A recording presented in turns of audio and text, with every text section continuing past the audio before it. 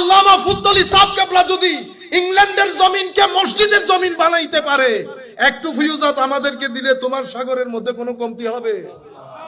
তো উনি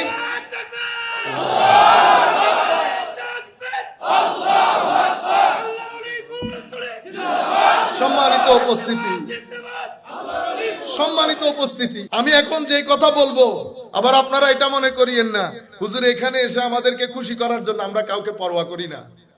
গরিব ফকিরের ছেলে হলে পরোয়া করতাম, টাকা দিবেন কি দিবেন না, অমুক সাপ সমুক সাপ, এগুলা পরোয়া করতে হয় না। আল্লাহ সব সাপ গুলো ঘরের মধ্যে বসে আলোচনা করি।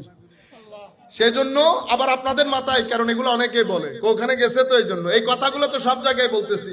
পছন্দ যারা করে তাদের মজলিসও বলতেছি, পছন্দ যারা করে না তাদের মজলিসও বলতেছি। বুঝতে পেরেছেন?